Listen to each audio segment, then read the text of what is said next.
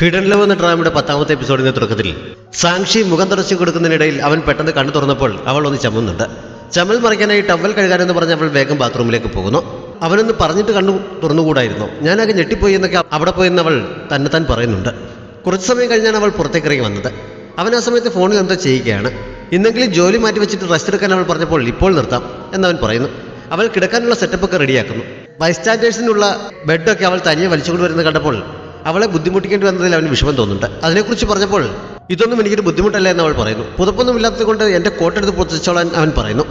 Light അടച്ച് കിടന്നു കഴിഞ്ഞപ്പോൾ ഉടനെ തന്നെ അവൻ കണ്ണടച്ച് കിടക്കുന്നതിനാൽ ഉറക്കമായി കാണുമെന്ന് കരുതി അവൾ ഫോൺ എടുത്ത് നോക്കുന്നു. ഇങ്ങനെ വരേണ്ടി വന്നതിനെക്കുറിച്ചും ഒന്നും അവൾ ഫ്രണ്ട്സിനെ അറിയിച്ചിരുന്നില്ല. മെസ്സേജ് കണ്ടാൽ ഉടനെ തന്നെ റിപ്ലൈ തരണം, നീ എവിടെയാണെന്ന് ചോദിച്ചുകൊണ്ട് അവർ അവൾക്ക് മെസ്സേജ് അയച്ചിരുന്നു. ഒരു റിലേറ്റീവിന് സുഖമില്ലാതെ ഹോസ്പിറ്റലിലായി, അവിടെയാണ്, നാളെ മടങ്ങി വരുമെന്ന് അവൾ റിപ്ലൈ നൽകുന്നു. അത് കഴിഞ്ഞപ്പോഴാണ് മിങ് വോയിസ് മെസ്സേജ് അയച്ചിരിക്കുന്ന അവൾ കണ്ടത്. അവൾ അതെടുത്ത് പ്ലേ ചെയ്യുന്നു. സാക്ഷി നീ എവിടെയാണ്, സിനിമയ്ക്ക് വരുമോ എന്നാണ് അവൻ ചോദിച്ചിരിക്കുന്നത്. അവൾ പെട്ടെന്ന് വോയിസ് ഓഫ് ചെയ്തിട്ട് ജാഷു കേട്ടോ എന്ന് നോക്കുന്നു. അവൻ കണ്ണടച്ച് കിടക്കുന്നത് കണ്ടപ്പോൾ ഉറങ്ങിക്കാണും, കേട്ട് കാണില്ല എന്ന് കരുതി അവൾ സമാധാനത്തോടെ തിരിഞ്ഞു കിടന്നതാണ്. അപ്പോഴാണ് നിനക്ക് ഉറക്കം വരുന്നില്ലേ, മെസ്സേജ് മുഴുവൻ കേൾക്കാത്തത് കൊണ്ടാണോ എന്നവൻ ചോദിച്ചത്. ഉറക്കം നടിച്ച് കിടന്നത് എന്തിനാണെന്ന് ചോദിച്ച് അവൾ ദേഷ്യപ്പെടുന്നു. ഞാൻ ഉറക്കം നടിച്ച് കിടന്നല്ല, ശബ്ദമുണ്ടാക്കാതെ കണ്ണടച്ച് കിടന്നു എന്നേ ഉള്ളൂ എന്നവൻ പറയുന്നു. ആരാണ് നിന്നെ സിനിമയ്ക്ക് പോകാൻ വിളിച്ചതെന്നവൻ ചോദിച്ചെങ്കിലും എനിക്കിപ്പോൾ സംസാരിക്കാൻ തോന്നില്ല, ഞാൻ ഉറങ്ങാൻ പോവുകയാണെന്ന് പറഞ്ഞ് അവൾ കണ്ണടച്ച് കിടക്കുന്നു. എന്നാലും അവൻ പിന്നെയും ഓരോന്ന് ചോദിക്കുന്നുണ്ട്. ആ വോയിസ് മെസ്സേജ് ഒന്നുകൂടി കേൾപ്പിക്കാൻ അവൻ പറയുന്നു. നിന്നെ സിനിമയ്ക്ക് പോകാൻ ക്ഷണിച്ചത് ആരാണെന്ന് എനിക്ക് കൂടി അറിയാമല്ലോ എന്ന് അവൻ പറഞ്ഞപ്പോൾ പറഞ്ഞാലും അറിയാൻ സാധ്യതയില്ല എന്ന് അവൾ പറയുന്നു. നീ പറഞ്ഞു കഴിയുമ്പോൾ എനിക്കറിയാമല്ലോ, വേണമെങ്കിൽ കൂടുതൽ അന്വേഷിക്കുകയും ചെയ്യാം എന്നവൻ പറയുന്നു. ഞങ്ങൾ ഒരുമിച്ചൊരു സിനിമ കാണാൻ തീരുമാനിച്ചു എന്നേ ഉള്ളൂ, അതിൽ കൂടുതലൊന്നുമില്ല എന്നവൾ പറഞ്ഞപ്പോൾ നീ ചീറ്റ് ചെയ്യപ്പെട്ടിരുതെന്ന് കരുതിയാണ് ഞാൻ അങ്ങനെ പറഞ്ഞതെന്നവൻ പറയുന്നു. അങ്ങനെ പറയാനാണെങ്കിൽ ഇന്ന് രാത്രി മുഴുവൻ പറയാനുണ്ട് എന്നവൾ പറഞ്ഞപ്പോൾ നീ കോളേജിൽ അത്ര പോപ്പുലർ ആണോ എന്നവൻ ചോദിക്കുന്നു. പിന്നെ അല്ലാണ്ട് ഞാൻ തന്നെ സുന്ദരിയല്ലേ എന്നവൾ ചോദിക്കുന്നു. അതിനവൻ മറുപടിയൊന്നും പറയുന്നില്ല. എന്താണ് അവനൊന്നും പറയാത്തതെന്ന് ചിന്തിച്ച് അവൾ ആകെ ടെൻഷനാകുന്നു. ആ ദേഷ്യം തീർക്കാനായി നിങ്ങളെപ്പോലെ പ്രായമുള്ളവരൊക്കെ ഈ സമയത്ത് കിടന്നുറങ്ങുകയാണ് വേണ്ടത്, അല്ലാത്ത ഞങ്ങളെപ്പോലുള്ള കൊച്ചു പിള്ളേരുടെ കാര്യത്തിൽ ഇടപെടാൻ നോക്കരുത്. ഞങ്ങളുടെ ലോകം നിങ്ങൾക്ക് പറഞ്ഞാൽ മനസ്സിലാക്കില്ല എന്ന് അവൾ പറയുന്നു.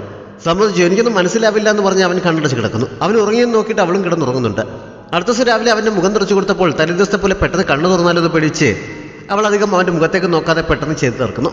അത് കഴിഞ്ഞപ്പോൾ അവൾ ക്ലാസ്സിലേക്ക് പോകാൻ തയ്യാറെടുക്കുന്നു. എന്തെങ്കിലും ആവശ്യമുണ്ടെങ്കിൽ പറഞ്ഞാൽ തിരിച്ചു വരുമ്പോൾ വാങ്ങിക്കൊണ്ട് വരാമെന്ന് അവൾ പറഞ്ഞപ്പോൾ വൈകിട്ട് എൻ്റെ താമസ സ്ഥലത്തേക്ക് പോയി എൻ്റെ ലാപ്ടോപ്പ് കൂടി എടുത്തുകൊണ്ട് വരണം, കീ കോട്ടിൻ്റെ പോക്കറ്റിലുണ്ട്, ലൊക്കേഷൻ ഞാൻ മെസ്സേജ് ചെയ്തേക്കാം എന്നവൻ പറയുന്നു.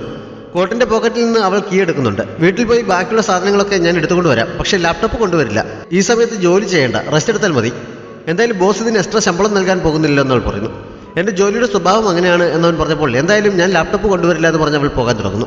ഇപ്പോഴാണ് നീ ശരിക്കും മുതിർന്ന ആളായി എന്ന ബോധം എനിക്ക് വന്നത് എന്നവൻ തമാശയെ പറയുന്നുണ്ട്. ഇപ്പോഴാണ് അത് മനസ്സിലായതെന്ന് വലിയ ഗമയിൽ ചോദിച്ചിട്ട് അവൾ പുറത്തേക്ക് പോകുന്നു. റൂമിൽ പോയി ഫ്രഷായി ഡ്രസ്സൊക്കെ മാറി അവൾ ക്ലാസ്സിലെത്തിയപ്പോഴേക്കും ലേറ്റായിരുന്നു. എന്നാലും ടീച്ചറുടെ കണ്ണിൽ പെടാതെ സീറ്റിൽ ചെന്നിരിക്കുന്നുണ്ട്.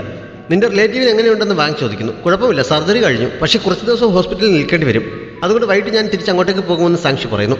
അവൾ വീണ്ടും ഹോസ്പിറ്റലിലേക്ക് പോവുകയാണെന്ന് അറിഞ്ഞപ്പോൾ അവർ കുറച്ച് അത്ഭുതപ്പെടുന്നു. ഞാൻ ഇവിടെ ഉള്ളപ്പോൾ കണ്ടില്ലെന്ന് അടിക്കാൻ കഴിയില്ല എന്നവൾ പറയുന്നു. നീ സിനിമയ്ക്ക് വരാഞ്ഞത് മോശമായിപ്പോയി, മിങ് ആകെ നിരാശനായിരുന്നു, ആ ടിക്കറ്റ് കിട്ടാൻ വലിയ ബുദ്ധിമുട്ടാണെന്ന് ഷെങ് പറഞ്ഞ് ഞാൻ കേട്ടിരുന്നു എന്നൊക്കെ വേവേ പറഞ്ഞപ്പോൾ സാക്ഷി അവളുടെ വാ പൊത്തുന്നു. അന്ന് അവൾ ക്യാമ്പസിലൂടെ പോകുന്ന സമയത്ത് ഗ്രൗണ്ടിൽ നിൽക്കാറുന്ന മിങ് അവളെ കണ്ട് അടുത്തേക്ക് ചെന്ന് എന്താണ് സിനിമയ്ക്ക് വരാതിരുന്നതെന്ന് ചോദിക്കുന്നു. ഒരു റിലേറ്റീവിന് സുഖമില്ലാതെ ഹോസ്പിറ്റലായി, അങ്ങോട്ടേക്ക് പോകേണ്ടി വന്നു, അതുകൊണ്ടാണെന്ന് പറഞ്ഞ് അവൾ സോറി പറയുന്നു. മാത്രമല്ല അതിന് കോമ്പൻസേഷൻ എന്നോണം മറ്റൊരു സിനിമയ്ക്ക് ചെല്ലാമെന്നും പറയുന്നുണ്ട്. എങ്കിൽ അടുത്ത ആഴ്ച പോയാലോ എന്നവൻ ചോദിക്കുന്നു. അവൾ സമ്മതിക്കുന്നുണ്ട്. ജാഷുവിനന്ന് പകൽ ജോലിയുമായി ബന്ധപ്പെട്ട പല കാര്യങ്ങൾ കണ്ടപ്പോഴും ജോലി ചെയ്യാനുള്ള ടെൻഡൻസി വരുന്നുണ്ട്. ഒരു തവണ അവൻ ഓഫീസിലേക്ക് വിളിച്ച് സീനിയറിനോട് അതിനെക്കുറിച്ച് സംസാരിക്കുന്നു. പക്ഷേ ഇപ്പോൾ റെസ്റ്റ് എടുത്താൽ മതി, അല്ലെങ്കിൽ നിന്റെ മുറിവേൽ തുറന്നാൽ എനിക്ക് വേണ്ടി പിന്നെ ആരാണ് ജോലി ചെയ്യുന്നതെന്ന് പറഞ്ഞ് സീനിയർ അവനെ വഴക്ക് പറയുന്നു. ഇടയ്ക്ക് അവൻ ബാത്റൂമിൽ പോയ സമയത്ത് ജിയാങ് അവളുടെ ഫോണിലേക്ക് വിളിക്കുന്നുണ്ട്. അവൻ കോൾ എടുക്കാത്തത് കൊണ്ട് അവൾ ഉടനെ തന്നെ കുറേ മെസ്സേജുകളും അയക്കുന്നു. ഇനി ഞാൻ പഴയതുപോലെ പെരുമാറില്ല, അന്ന് ഞാൻ കുറേയധികം ഇമോഷണലായിട്ടാണ് പെരുമാറിയതെന്ന് എനിക്കറിയാം, എനിക്ക് ഒരു ചാൻസ് കൂടി തരണം എന്നൊക്കെ പറഞ്ഞാണ് അവൾ മെസ്സേജ് അയച്ചിരിക്കുന്നത്. ജാഷു അയച്ചു കൊടുത്ത അഡ്രസ്സ് അനുസരിച്ച് സാക്ഷി അവൻ്റെ താമസ സ്ഥലത്തെത്തുന്നു. അവൻ റൂമിലിടുന്ന സ്ലിപ്പേഴ്സ് അവിടെ ഇരിപ്പുണ്ടായിരുന്നെങ്കിലും ഷൂ അവിടെ ഊരി വെച്ചിട്ട് ചെരുപ്പില്ലാതെയാണ് അവൾ അകത്ത് കൂടി നടന്നത്. മുറിയൊക്കെ നോക്കിക്കാണുന്ന കൂട്ടത്തിലാണ് ഗ്രാജുവേഷൻ സമയത്ത് അവർ ഒരുമിച്ച് നിന്നെടുത്ത ഫോട്ടോ അവിടെ ഇരിക്കുന്നത് അവൾ കണ്ടത്. അടുത്ത തന്നെ ഒരു സ്ത്രീക്കൊപ്പം ഇരിക്കുന്ന ഫോട്ടോ കണ്ടപ്പോൾ അത് അവൻ്റെ അമ്മയായിരിക്കുമെന്ന് അവൾ ഊഹിക്കുന്നു. അവൾ അമ്മയോട്ടൊരു ഹായ് പറഞ്ഞിട്ട് എഴുന്നേറ്റ് അകത്ത മുറിയിലേക്ക് പോയി അവിടെ ഉണ്ടായിരുന്ന ഒരു ബാഗിലേക്ക് അവർ കൊണ്ടുപോകാനുള്ള സാധനങ്ങളൊക്കെ എടുത്ത് വെക്കാൻ തുടങ്ങുന്നു. അവൻ്റെ ഒന്ന് രണ്ട് ഡ്രസ്സുകളൊക്കെ അവൾ ബാഗിലേക്ക് എടുത്തു വയ്ക്കുന്നു. ഓരോ തിരയുന്ന കൂട്ടത്തിൽ ഇന്നർവെയറുകൾ ഇരിക്കുന്ന ഡ്രോ തുറന്നപ്പോൾ ആദ്യം അവൾ അത് പെട്ടെന്ന് തിരിച്ചടയ്ക്കുന്നു. പിന്നെ അവന് അതും ആവശ്യമായിട്ടുണ്ടായിരിക്കുമല്ലോ എന്നോർത്ത് അതിൽ നിന്ന് കൈകൊണ്ട് തൊടാതെ 2-3 ബാഗിലേക്ക് ഇടുന്നുണ്ട്. അത് തിരിച്ചു വെക്കാൻ അവൾ അങ്ങോട്ടേക്ക് നോക്കാതെ പാടുപെടുന്നത് കാണാം. അത്യാവശ്യം വേണ്ട സാധനങ്ങളൊക്കെ എടുത്തു കഴിഞ്ഞ് മുറിക്ക് പുറത്തേക്ക് പോകാൻ തുടങ്ങുമ്പോഴാണ് മേശപ്പുറത്തിരിക്കുന്ന ലാപ്ടോപ്പ് അവൾ കണ്ടത്. പക്ഷേ അതെടുക്കാതെയാണ് അവൾ പുറത്തേക്ക് ഇറങ്ങാൻ തുടങ്ങിയത്. അവൾ സാധനങ്ങളുമായി താഴെ എത്തിയപ്പോൾ ജിയാങ് വെപ്രാളത്തോടെ ഓടി വന്ന് അകത്തേക്ക് കയറുന്നു. തമ്മിൽ കണ്ടെങ്കിലും പരസ്പരം അറിയാത്തത് കൊണ്ട് രണ്ടുപേരും മൈൻഡ് ചെയ്യാതെ പാസ് ചെയ്ത് പോകുന്നു. ജിയാങ് ജാഷുവിൻ്റെ മുറിയുടെ വാതിലുകൾ കുറെ തട്ടി വിളിക്കുന്നുണ്ട്. അവൻ വാതിൽ തുറക്കാതെ ആയപ്പോൾ അവൻ്റെ ഫോണിലേക്ക് വിളിക്കുകയും ചെയ്യുന്നു. പക്ഷെ അവൻ അറ്റൻഡ് ചെയ്യുന്നില്ല. അവൾ ആകെ ടെൻഷനാകുന്നത് കാണാം. സാക്ഷി സാധനങ്ങളുമായി ഹോസ്പിറ്റലിൽ എത്തിയപ്പോൾ അവൻ മുറിയിലുണ്ടായിരുന്നില്ല. സാധനങ്ങൾ അവിടെ വെച്ചിട്ട് അവൾ അവനെ തിരിഞ്ഞ് പുറത്തേക്ക് പോകാൻ തുടങ്ങിയപ്പോഴാണ് അവൻ ബാത്റൂമിൽ നിന്നിറങ്ങി വന്നത്. തിരികെ ബെഡിലേക്ക് നടക്കുന്നിടയിൽ മുറിയിലുണ്ടായിരുന്ന മറ്റേ ബെഡിൽ കുറച്ച് പ്രായമുള്ള ഒരാൾ വന്നിട്ടുണ്ട്. ഇപ്പോൾ പുറത്തെവിടെ പോയിരിക്കുകയാണെന്ന് അവൻ പറയുന്നു. അവൾ കൊണ്ടുവന്നിരിക്കുന്ന ബാഗിന്റെ കനം കണ്ട് ഒരുപാട് സാധനങ്ങൾ കൊണ്ടുവന്നെന്ന് തോന്നുന്നല്ലോ എന്ന് പറഞ്ഞ് അവനത് തുറക്കുന്നു. മുകളിൽ തന്നെ കിടക്കുന്ന ഇന്നർവെയറുകൾ കണ്ടപ്പോൾ അവൻ ആകെ ചമ്മുന്നു. അവൾക്ക് അത് മനസ്സിലാക്കുന്നുണ്ട്. അവൻ പെട്ടെന്ന് തന്നെ അത് സൈഡിലേക്ക് ഒതുക്കി വയ്ക്കുന്നു. ലാപ്ടോപ്പ് ഞാൻ കൊണ്ടുവന്നിട്ടുണ്ടെന്ന് പറഞ്ഞ് അവൾ ബാഗിനുള്ളിൽ ഉണ്ടായിരുന്ന ലാപ്ടോപ്പ് കാണിച്ചു കൊടുക്കുന്നു. അവൻ സന്തോഷത്തോടെ അവൾക്ക് നന്ദി പറഞ്ഞുകൊണ്ട് അത് പുറത്തെടുക്കുന്നു. ഇതുവരെ ശരിക്കും സുഖമായിട്ടില്ല, അതുകൊണ്ട് അധികം സമയം ഇതിൽ നോക്കിയിരിക്കരുത് എന്നവൾ പറഞ്ഞപ്പോൾ 10 മണിയാകുമ്പോഴേക്കും ഞാൻ നിർത്തിയേക്കാം എന്നവൻ പറയുന്നു. അവൾ ബാക്കി സാധനങ്ങൾ ഷെൽഫിൽ കൊണ്ടുവെക്കാനായി എടുത്തുകൊണ്ട് നീങ്ങിയപ്പോഴാണ് റൂമിലെ പുതിയ താമസക്കാർ അകത്തേക്ക് വന്നത്. അവൾ സാധനങ്ങൾ എടുത്തു വെക്കുന്ന കൂട്ടത്തിൽ നീ ഡിന്നർ കഴിച്ചോ എന്നവൻ ചോദിക്കുന്നു. ഇതുവരെ കഴിച്ചില്ല എന്നവൾ പറഞ്ഞപ്പോൾ ഇത്രയും സമയമായിട്ട് കഴിച്ചില്ലേ, ഇതുവരെ കഴിക്കാതിരുന്നത് എന്താണ്? ഞാൻ പുറത്തുനിന്ന് എന്തെങ്കിലും ഓർഡർ ചെയ്യാം എന്നവൻ പറയുന്നു. അവൾക്ക് ശരിക്കും ദേഷ്യം വരുന്നുണ്ട്. ഞാൻ കോളേജിൽ നിന്ന് നേരെ ചേട്ടൻ്റെ റൂമിൽ പോയി സാധനങ്ങളൊക്കെ എടുത്തുകൊണ്ട് വന്ന് ഇതിനിടയ്ക്ക് എനിക്ക് ഇരിക്കാൻ പോലും സമയം കിട്ടിയില്ല. പിന്നെ ഞാൻ എപ്പോഴാണ് ഭക്ഷണം കഴിക്കുന്നതെന്ന് ചോദിച്ച് അവൾ ദേഷ്യപ്പെടുന്നു. അവൻ അതിനെക്കുറിച്ച് അപ്പോഴാണ് ചിന്തിച്ചത്.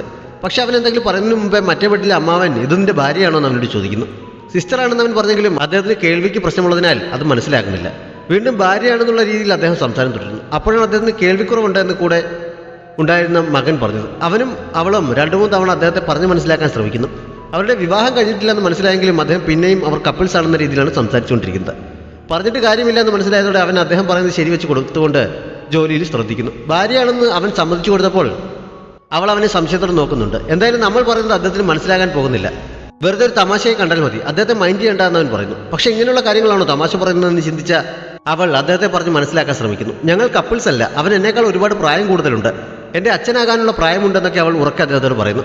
പക്ഷെ അപ്പോഴും അദ്ദേഹം കേട്ടത് മറ്റൊന്നാണ്. അച്ഛനാകുന്നത് നല്ല കാര്യമാണ്, എത്രയും പെട്ടെന്ന് കുട്ടികൾ ഉണ്ടാകട്ടെ എന്നൊക്കെ അദ്ദേഹം ആശംസിക്കുന്നു. ജാഷുവിന് ഇത് കേട്ട് ചിരി പൊട്ടുന്നു. വയറിൽ സർജറി നടന്നുകൊണ്ട് മാത്രം അവൻ ചിരിക്കാതെ കൺട്രോൾ ചെയ്യുന്നു.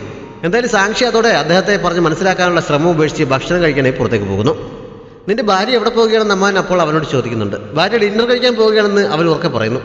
ഇങ്ങനെയുള്ള കാര്യങ്ങളാണോ തമാശ പറയുന്നത് എന്ന് പിറുപിറുത്തുകൊണ്ടാണ് അവൾ പുറത്തേക്ക് പോയത്.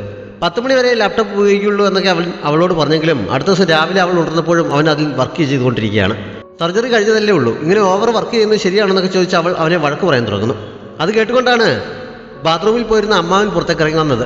നിങ്ങൾ രാവിലെ തന്നെ വഴക്കിടുകയാണോ, എന്നാണ് നിങ്ങളുടെ വിവാഹം എന്ന് ചോദിച്ചുകൊണ്ടാണ് അദ്ദേഹം അടുത്തേക്ക് ചെന്നത്. ഞങ്ങൾ വിവാഹം കഴിക്കാൻ പോകുന്നില്ല എന്ന് അവൻ പറഞ്ഞത് എങ്ങനെ അദ്ദേഹത്തിന് മനസ്സിലായെന്ന് തോന്നുന്നു. അതെന്താണ് നീ അങ്ങനെ ചെയ്യുന്നത്? ഇവളുടെ മുഖത്തേക്ക് നോക്കി ഇത് പറയാൻ എങ്ങനെ തോന്നുന്നു? നിങ്ങൾ വിവാഹം കഴിക്കണമെന്നൊക്കെ അദ്ദേഹം പറയുന്നു. അദ്ദേഹത്തെ സമാധാനിപ്പിക്കാൻ വേണ്ടി ഞങ്ങൾ അങ്കിൾ പറയുന്ന പോലെ ചെയ്യാം, വിവാഹം കഴിക്കാമെന്നവൻ പറയുന്നുണ്ട്. അവൾ കൂടുതൽ സമയം അത് കേൾക്കാൻ നിൽക്കാതെ എഴുന്നേറ്റ് ബാത്റൂമിലേക്ക് പോകുന്നു. അങ്ങനെ കുറച്ച് ദിവസങ്ങൾ കഴിയുന്നു.